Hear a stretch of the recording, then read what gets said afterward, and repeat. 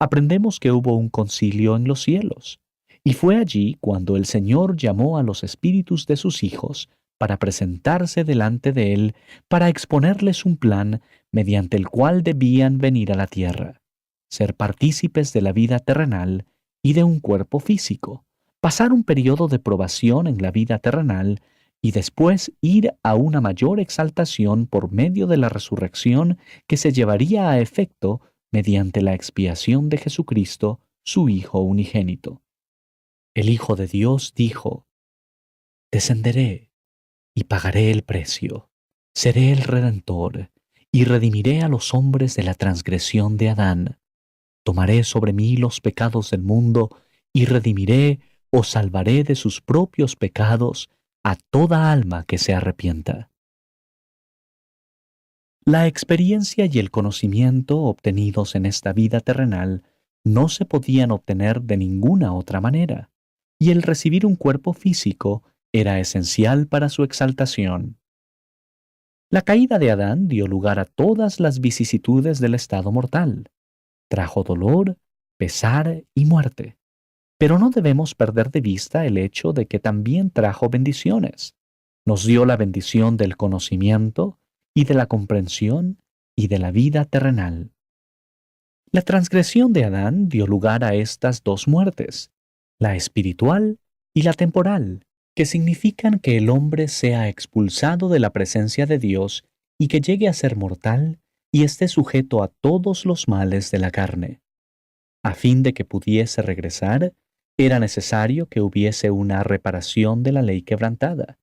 La justicia así lo exigía.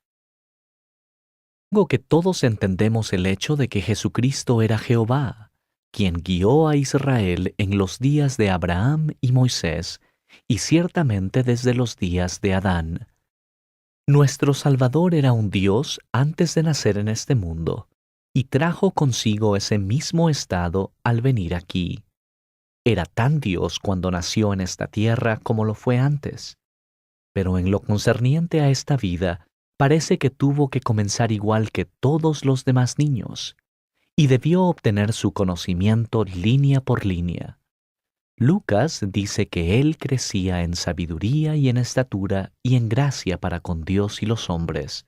Jesús creció con sus hermanos, se fortaleció y esperó en el Señor a que llegara el tiempo de su ministerio, y servía bajo su Padre, y no hablaba como los demás hombres, ni se le podía enseñar, pues no necesitaba que hombre alguno le enseñara. Y pasados muchos años, se acercó la hora de su ministerio. Sin duda, Jesús vino al mundo sujeto a las mismas condiciones requeridas a cada uno de nosotros. Él olvidó todo y tuvo que crecer de gracia en gracia. Su olvido, o el que se le haya quitado su conocimiento anterior, era necesario tal como lo es en el caso de cada uno de nosotros, a fin de cumplir con la presente existencia temporal. La verdadera razón de la venida de Jesucristo al mundo fue, primeramente, redimir de la muerte física o terrenal a todos los hombres, la cual Adán trajo al mundo.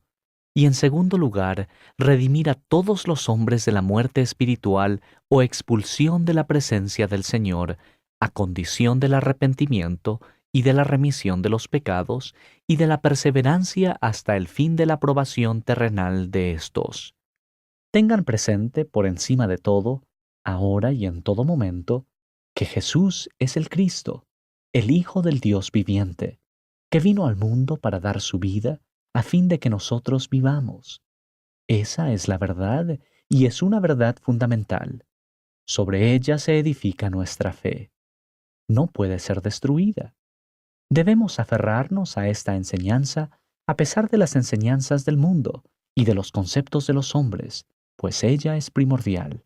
Es esencial para nuestra salvación. El Señor nos redimió con su sangre.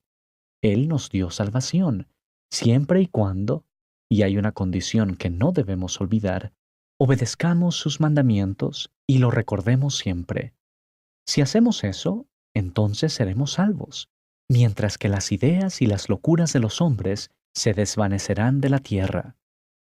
Es mediante la fe que venimos a Dios, Si no creyéramos en el Señor Jesucristo, si no tuviéramos fe en Él ni en su expiación, no nos sentiríamos inclinados a prestar atención alguna a sus mandamientos. Es porque tenemos esa fe que podemos entrar en armonía con su verdad y tenemos el deseo en nuestro corazón de servirlo. El primer principio del Evangelio es la fe en el Señor Jesucristo. Y naturalmente, no vamos a tener fe en el Señor Jesucristo sin tener fe en su Padre. Entonces, si tenemos fe en Dios el Padre y en el Hijo, y somos guiados, tal como deberíamos serlo, por el Espíritu Santo, tendremos fe en los siervos del Señor mediante los cuales Él ha hablado. El Señor tiene por objeto que los hombres sean felices. Tal es su propósito. Pero los hombres se niegan a ser felices, y ellos mismos se hacen miserables porque creen que sus caminos son mejores que los de Dios, por motivo del egoísmo, la avaricia y la maldad que hay en sus corazones. Y eso es lo que nos está pasando hoy. Este periodo de probación terrenal es breve, solo un corto tiempo que une la eternidad pasada con la eternidad futura. Sin embargo, es un periodo de gran importancia. Esta vida es el período de mayor importancia en nuestra existencia eterna. La muerte física o la muerte del hombre terrenal no es una separación permanente entre el espíritu y el tabernáculo de carne, a pesar de que el cuerpo regresa a los elementos, sino que es solo una separación temporaria que llegará a su fin el día de la resurrección, cuando el cuerpo sea reclamado del polvo, animado por el espíritu para vivir de nuevo. Esta bendición llega a todos los hombres mediante la expiación de Cristo, independientemente de su bondad o maldad mientras estuvieron en la vida terrenal. Pablo dijo que debía haber una resurrección tanto de los justos como de los injustos, y el Salvador dijo que todos los que estén en la tumba escucharán su voz, y los que hicieron el bien saldrán a resurrección de vida, mas los que hicieron el mal a resurrección de condenación. Este plan de salvación se centra en la familia. Está diseñado para permitirnos crear nuestra propia unidad familiar eterna. Quienes reciban la exaltación en el reino celestial tendrán la continuación de las simientes por siempre jamás. Vivirán en la relación familiar. Se nos enseña en el Evangelio de Jesucristo que la organización de la familia será, en lo que concierne a la exaltación celestial, una familia completa, una organización ligada de padre y madre e hijos de una generación a padre y madre e hijos de la siguiente generación, expandiéndose y extendiéndose así hasta el fin de los tiempos.